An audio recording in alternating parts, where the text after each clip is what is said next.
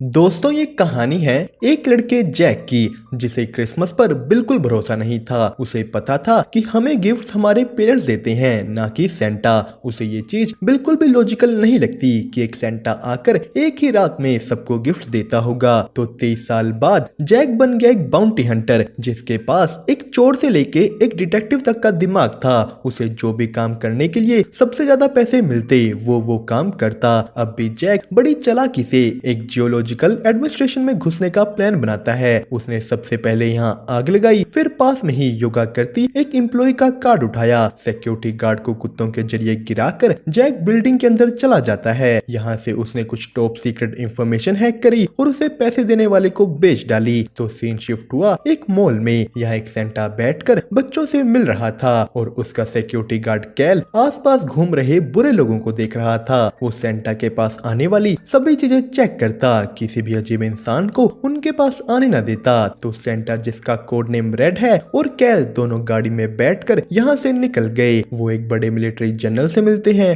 अंदर सेंटा की रेनडियर्स खड़ी थी, उनका कार्ट खड़ा था। सेंटा और कैल दोनों उड़कर नॉर्थ पोल के लिए निकल जाते हैं। सेंटा की एक कार्ट जेट से भी तेज थी। वो कुछ ही पलों में नॉर्थ पोल पहुंच गए। तो कहानी शिफ्ट हुई जैक पर। जैक ने यहाँ सेंटा की लोकेशन यानी नॉर्थ पोल को ट्रैक कर लिया था, पर असल में उसे पता ही नहीं कि ये लोकेशन किसकी है और ये क्या है, क्योंकि वो बस ये काम उसे पैसे देने वाले के लिए कर रहा था। सीन शिफ्ट हुआ नॉर्थ पोल पर। एक बैरियर खोलने के बाद सेंटा और कैल उनके बेस में घुस गए। यहाँ जोरों शोरों से अगले दिन आने वाले क्रिसमस की तैयारियां चल रही थी। सेंटा भी जाकर अपनी एक्सरसाइज करते हैं, पर कैल का ये आखिरी क्रिसमस होने वाला था। वो इसके बाद रिटायरमेंट लेने वाला है। सेंटा ने पूछा, तुम क्यों छोड़ना चाहते हो? कैल कहता है कि मैं पिछले 500 सालों से ये काम कर रहा हूँ और हाँ, मुझे बच्चे बहुत पसंद हैं, पर ये बड़े लोग मुझसे अब और बर्दाश्त नहीं हो रहे। हमारी नोटिस लिस्ट में हर साल लोग कम होने की जगह बढ़ते जा रहे हैं। जहाँ भी मैं देखता हूँ मुझे बुराई दिखती है। पर सेंटा ने कहा कि कैल, हमें बुराई देखने की कोई जरूरत नहीं, हमें उन्हीं में उनकी अच्छाई देखनी है। सेंटा बोले कि कैल, हमारा गिफ्ट ही यही है कि हम बड़े लोगों का भी बचपना देख सकते हैं, उनकी अच्छाई देख सकते हैं जो वो खुद तक नहीं देख सकते। पर दूसरी तरफ कुछ लोग नॉर्थ पोल के बेस की ओर बढ़ रहे थे। उन्हें सेंटा के बेस का बैरियर मिल गया। वो उसमें एक होल कर देते हैं। तो यहीं कैल पहुंचा उस पुराने से घर के पास जहां से सेंटा और उसके सफर की शुरुआत हुई थी। पर तभी वो देखता है कि ऊपर सेंटा के पास कुछ हुआ। वहां लाइट्स जल बुझने लगती हैं। कैल पूछता है, सेंटा किसके साथ हैं? सेंटा किसी को भी नहीं दिख रहे। कैल भागकर सेंटा के कमरे में गया। वो सबको इन्फॉर्म करता है कि सेंटा को किडनैप कर लिया गया है। कैल वहां से भागती एक गाड़ी के पीछे भागा। उसका पीछा करते हुए वो नॉर्थ पोल के बाहर तक जाता है, पर कैल ने जब गाड़ी देखी उसमें कोई नहीं था। ऊपर से एक जेट में वो सेंटा को ले जा चुके हैं। कैल वापस अपने बेस गया। यहाँ उसकी बात सीधा मिथोलॉजिकल डिपार्टमेंट की हेड जोई से हुई। जोई पूछती है कि ये कैसे हो गया, क्रिसमस में बस एक ही दिन बचा है। कैल कहता है, पता नहीं, वो कम से कम 10 लोग थे जो बैरियर में होल करके अंदर आए। तो जोई कहती है कि अभी अभी हमें पता लगा है कि किसी ने इंटरकॉन्टिनेंटल सेस्मिक सर्वेलेंस सिस्टम को हैक कर लिया था। देखते हैं कि क्या इससे सेंटा की किडनैपिंग का कोई रिलेशन है या नहीं। तो तभी उन्हें और इन्फॉर्मेशन मिली कि ये काम एक वुल्फ नाम के आदमी ने किया है, जो इस काम में सबसे तेज और शातिर है। पर वुल्फ यानी जैक तो सो रहा था। उसे एक लड़की ओलिविया का फोन आता है। उसने कहा कि मैं बिजी हूँ, जाकर स्कूल से अपने बेटे को पिकअप करो, शायद उसने स्कूल में कुछ कर दिया है। जैक ने जाकर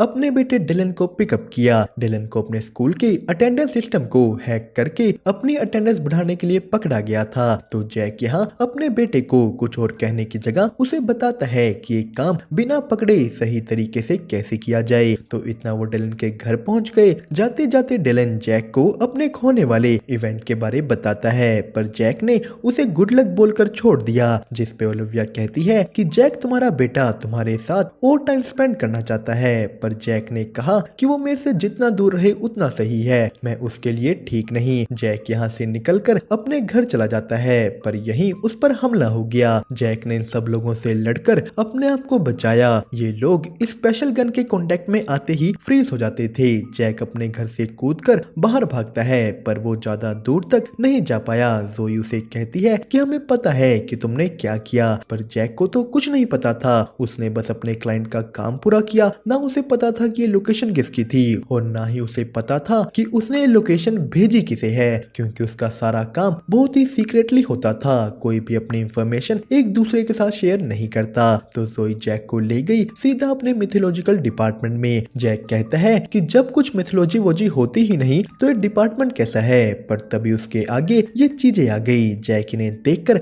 हक्का बक्का रह जाता है। जोई ने जैक को बताया कि जो लोकेशन तुमने हैक करके उन लोगों को बताई वो पिछले कई सालों से एक सीक्रेट थी और उस पे से कल रात को सेंटा क्लॉज को किडनैप कर लिया गया है। तभी वहां एंट्री हुई कैल की। जोई उसे बताती है कि जैक को कुछ नहीं पता, इसने बस अपना काम किया। पर कैल कहता है कि इसे पक्का कुछ पता होगा, ये उस लिस्ट में भी है। कैल यहाँ नोटी लिस्ट की बात कर रहा था। जैक उस लिस्ट में लेवल 4 पे है। कैल ने अपने साथी ग्रासिया की मदद से जैक के मुंह से सच उगलवाया। जैक बताता है कि हाँ मुझे पता है, मैं अपने क्लाइंट्स के सिस्टम में एक वायरस भेज देता हूँ ताकि कोई मुश्किल आने पर उन्हें ट्रैक कर सकूं। जैक अपने फोन से उन्हें ट्रैक करता है। तो दूसरी तरफ इन लोगों ने सेंटा को एक चैम्बर में बंद करके रखा था। ये औरत सेंटा को कहती है कि दुनिया बहुत ही बुरी हालत में है, पर मैं इसे ठीक करूंगी। मैं लोगों का डर बनूंगी, उनको उनके बुरे कामों की सजा दूंगी, जिसके लिए मुझे बस तुम्हारी थोड़ी सी एनर्जी चाहिए। यही इधर कैल थोड़ी सी शॉपिंग करता है। उसने जैक को एक कार उठाने को कहा। वो दोनों टॉय स्टोर के एक दरवाजे से सीधा दूसरी जगह टेलीपोर्ट हो गए। कैल ने जैक को कहा कि लाओ वो कार दो। कैल अपने डिवाइस से इस टॉय कार को असली कार में बदल देता है। यहाँ जैक के पूछने पर कैल ने उसे बताया कि हमारा काम बहुत जरूरी है, हम पूरे साल इसी दिन की तैयारी करते हैं कि कैसे सेंटा खुद जाकर पूरी धरती के हर एक घर में प्रेजेंट देकर आएंगे। सेंटा को हर एक इंसान के बारे पता है कि उन्हें क्या चाहिए, तो सेंटा को टाइम से ढूंढना बहुत जरूरी था, क्योंकि जो वो करते हैं वो कोई नहीं कर सकता। यही सीन शिफ्ट हुआ उस औरत पर। वो एक मैजिकल क्रिस्टल बॉल को एक मशीन में रखती है। सेंटा की ताकत से उसने इस क्रिस्टल बॉल का डुप्लीकेट बना दिया। ये औरत नोटी लिस्ट में सबसे टॉप कर रहे आदमी के पास इस क्रिस्टल बॉल को भेजेगी। तो सीन शिफ्ट हुआ जैक और कैल पर। वो दोनों उन लोगों को ट्रैक करते हुए एक बीच पर पहुंच गए थे। जैक ने अपना तेज दिमाग लगाकर उन लोगों को ढूंढा। ये तीन उसके बॉडीगार्ड थे और ये इनका बॉस। कैल सीधा बॉडीगार्ड्स के आगे खड़ जाता है। उसने अपनी छोटे बड़े होने वाली टेक्नोलॉजी को यूज कर इन बॉडीगार्ड्स को पीटा। वो इस आदमी से पूछता है कि बताओ वो कहाँ हैं। तो ये आदमी बोला कि मुझे कुछ नहीं पता, मैं भी किसी और के लिए काम करता हूँ, पर मैं उसका नाम नहीं ले सकता, वो अपना नाम सुनकर मुझे मार डालेगी। कैल ने कहा तो उसका नाम रेत पर लिख दो। ये नाम था ग्रिला। जैक गलती से नाम ले लेता है। उसके नाम लेते ही ग्रिला ने अपना नाम सुन लिया। वहाँ का आसमान काला पड़ जाता है। इस इंसान के अंदर ग्रिला आ गई। ग्रिला एक क्रिसमस विच है जो हमेशा से ही नोटी बच्चों को पनिश करना चाहती थी। वो एक किलर से लेके एक सिंपल सा झूठ बोलने वाले, क्लास में लेट आने वाले, रूड बोलने वाले सबको पनिश करेगी। कैल कहता है कि तुम दुनिया में मौजूद हर एक इंसान की बात कर रही हो। ग्रिला बोली हाँ मैं सबको पनिश करूंगी। तो तभी वहाँ पानी में से निकलती हुई एक आइसक्रीम वैन आ गई। इसमें से निकले बड़े बड़े फ्रोजन जायंट्स। उनके वार लोगों को फ्रीज कर देते थे। जैक और ये आदमी उनसे बचकर भागे। कैल लड़कर फ्रोजन जायंट्स का सामना करता है, पर वो इतनी आसानी से खत्म नहीं हो रहे। जैक ने एक को जला तक डाला, पर फिर भी वो नहीं मरा। तो फ्रोजन जायंट्स इस आदमी को भी फ्रीज कर देते हैं। पर तभी कैल को इनको मारने का तरीका मिल गया। उन्हें बस इनमें लगी कैरेट्स को निकालना था। तो सीन शिफ्ट हुआ नोटी लिस्ट के टॉप पर रहने वाले इंसान पर। उसकी कार में एक गिफ्ट रखा है। ये वही क्रिस्टल बॉल थी जिसे छूते ही ये आदमी गायब हो गया। तो इधर कैल के ग्रिला तक पहुंचने का एक इकलौता जरिया इस टाइम एक आइस क्यूब में है। जोई ने जैक से पूछा कि अगर तुम्हें ग्रिला जैसी किसी को ढूंढना होता तो तुम क्या करते। जैक कहता है कि वैसे तो मैं क्रेडिट कार्ड की ट्रांजैक्शंस, मोबाइल फोन के नेटवर्क ऐसा सब ढूंढता, पर एक विश तो ये सब यूज नहीं करती ना। तो ये सुनकर कैल को एक आइडिया आया। वो क्रेडिट कार्ड की ट्रांजैक्शंस की जगह मैजिक की ट्रांजैक्शंस को ट्रैक करती हैं। उनके सामने आया कि 8 दिन पहले ऐसी एक ट्रांजैक्शन सेंटा के सौतेले भाई क्रैम्पस के एरिया में हुई थी। कैल को लगने लगा कि ये सब ग्रिला और क्रैम्पस मिलकर कर रहे हैं। कैल और जैक एक टॉय स्टोर के जरिए जर्मनी पहुंच गए। तो तभी जैक को ओलिविया का फोन आता है। उसने जैक को कहा कि तुम्हारे बेटे ने तुम्हें अपने इवेंट के बारे बताया था और तुमने बात को टाल दिया। ओलिविया जैक को कहती है कि तुम्हें उसके इवेंट में जाना चाहिए, तुम उसके बाप हो, तुम्हें अपना फर्ज निभाना होगा। पर जैक कह देता है कि मैं अभी काम पर हूँ। तो वो और कैल साथ में क्रैम्पस के एरिया की तरफ निकल गए। यहाँ वो जाते जाते जैक के बेटे डेलन के बारे बात करते हैं। कैल कहता है कि वो एक अच्छा लड़का है। तो जैक ने कहा कि हाँ वो अच्छा है और इसीलिए मैं उसके आसपास नहीं जाना चाहता। उसकी मॉम ने अब एक काफी अच्छे इंसान से शादी कर ली है, वो डायलन का अच्छी तरह ख्याल भी रखता है और इसीलिए मैं उसके पास जाकर कुछ खराब नहीं करना चाहता। पर ये सुनकर कैल बोला कि तुम्हारी ये सोच बिल्कुल बकवास है। तो इतना वो दोनों क्रैम्पस के पास पहुंच जाते हैं। कैल ने बताया कि सेंटा और उसका भाई शुरू में एक साथ काम करते थे, पर फिर क्रैम्पस ने बुरे बच्चों की लिस्ट बनाकर उन्हें पनिश करना शुरू कर दिया, जो चीज सेंटा को बिल्कुल अच्छी नहीं लगती। वो क्रैम्पस से उसकी वो लिस्ट छीन लेते हैं, जिसके बाद क्रैम्पस उनसे अलग हो गया। कैल जैक को समझाता है कि हमें यहाँ किसी से भी लड़ना नहीं, हमें बस चुपके से जाकर सेंटा को ढूंढना है और याद रहे किसी भी चीज को छूना मत। पर जैक अंदर जाते ही एक सोने का सिक्का चुरा लेता है। वहाँ पास में लगे सायरन बजने लगे। उन दोनों को यहाँ के गार्ड्स आकर कैद कर लेते हैं। जैक और कैल को जेल में डाल दिया गया। कैल कहता है कि मैंने तुम्हें मना किया था ना, तुमने डार्क लॉर्ड ऑफ विंटर से सोना चुराने की कोशिश की है, अब हमें इस चीज की बड़ी सजा मिलेगी। कैल बोला कि मैं तुमसे और क्या ही एक्सपेक्ट कर सकता हूँ, तुम भी तो एक नोटी लिस्टर ही हो। तो जैक बोला कि मुझे भी किसी को बहुत सारे पैसे वापस करने हैं, तो सामने इतना सारा सोना देखकर और मैं क्या करता। कैल कहता है कि क्या करता क्या मतलब, तुम अच्छी चीज भी तो कर सकते थे, तुम नोटी लिस्ट में भी इसी वजह से हो क्योंकि तुम अच्छी चीजें करने की जगह बुरी चीज करने का फैसला लेते हो। कैल बोला कि सेंटा हमेशा कहते हैं कि हमारे छोटे छोटे फैसले ही हमें अच्छा या बुरा बनाते हैं। तो कुछ देर बाद उन दोनों को क्रैम्पस के सामने ले जाया गया। यहाँ क्रैम्पस एक दूसरे को थप्पड़ मारने वाली गेम खेल रहा था। वो कैल को कहता है कि तुम यहाँ क्यों आए, तुम्हें यहाँ नहीं आना चाहिए था। तो कैल बोला कि सेंटा को विश ने किडनैप कर लिया है और वो कुछ टाइम पहले यहाँ आई थी और तुम दोनों भी पार्टनर रह चुके हो। पर क्रैम्पस कहता है कि हाँ मैंने उसके साथ काम किया था, मैंने 700 सालों तक बुरे लोगों को सुधारने की कोशिश की थी, पर अब मैं वो काम छोड़ चुका हूँ। तो कैल पूछता है कि फिर वो विश तुम्हारे पास क्यों आई थी। क्रैम्पस ने कहा कि उसने मुझे बहुत टाइम पहले एक स्नो ग्लोब दिया था, वो वही वापस लेने आई थी। क्रैम्पस ने बताया कि ये स्नो ग्लोब बच्चों को पनिश करने के काम आता है। ये सुनकर कैल बोला कि क्रैम्पस मुझे जाने दो, मुझे ये सब होने से रोकना होगा। पर क्रैम्पस कहता है कि तुम कहीं नहीं जा रहे, अब तुम यहीं रहोगे। तो तभी जैक क्रैम्पस को बोला कि कैल तुम्हारे साथ थप्पड़ मारने वाली गेम खेलेगा, अगर वो जीत गया तो तुम हमें जाने दोगे। जैक क्रैम्पस को गेम खेलने के लिए उकसाता है। क्रैम्पस मान गया। इस गेम के रूल्स थे कि जो भी पहले बेहोश होगा वो हार जाएगा। अब जैक में इतनी भी ताकत नहीं थी कि वो क्रैम्पस को बेहोश कर सके, पर क्रैम्पस एक ही वार में उसकी सारी हवा निकाल देता है। पर फिर भी कैल उठा तो अब की बार जैक ने उसके हाथ की मशीन ऑन कर दी। वो क्रैम्पस को जोरदार थप्पड़ मारता है, अपने टॉयज को जिंदा करता है। वो लोग क्रैम्पस से बचकर वहां से भागे। वो टेलीपोर्ट कर यहाँ से निकल जाते हैं। तो बाहर जाकर कैल ने जैक को थैंक यू कहा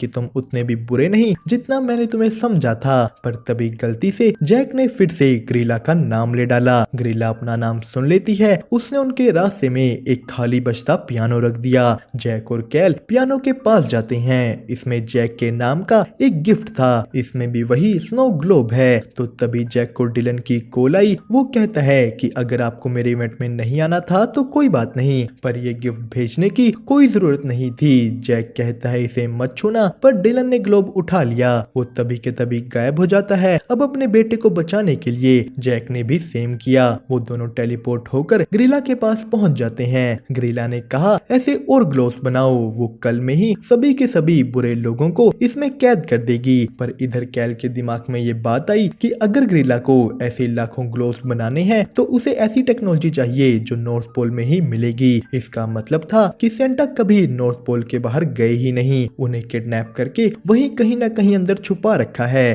कैल ने सीधा सेंटा की वाइफ को फोन किया। उनसे बात करके कैल समझ गया कि ये उनकी वाइफ नहीं बल्कि ग्रीला के बच्चे यानी शेप शिफ्टर हैं। तो सीन शिफ्ट हुआ जैक पर। उसने अपने बेटे को सब बताया कि यहाँ चल क्या रहा है। वो बताता है कि ये ग्लोब्स बुरे लोगों को कैद करने के लिए बने हैं, पर तुमने कुछ गलत नहीं किया, तुम यहाँ मेरी वजह से हो, मैंने ही अपनी जिंदगी में कुछ अच्छा नहीं किया। जैक डिलन से माफी मांगता है कि मैंने सबसे बुरा तुम्हारे साथ किया है, मैं कभी भी तुम्हारे करीब नहीं रहा, मैं कभी भी तुम्हारा एक अच्छा पिता नहीं बन पाया, पर आज मैं तुमसे एक आखिरी मौका मांगता हूँ, मैं और बेहतर बनने की कोशिश करूंगा। तो यहाँ जैक के अपनी गलतियां एक्सेप्ट करते ही ये ग्लोब टूट जाता है। वो इसके बाहर आ गए। तभी उनकी मुलाकात कैल कैल से भी हो जाती है। जैक ने कैल को बताया कि वो विच सारे ग्लोब्स लेकर निकल गई है। सीन शिफ्ट हुआ ग्रिला पर। वो सेंटा की ताकत का इस्तेमाल कर उनकी कार्ट को उड़ाने वाली थी। कैल उसे रोकने पहुंचा। उसका सामना हुआ ग्रिला के बच्चों से।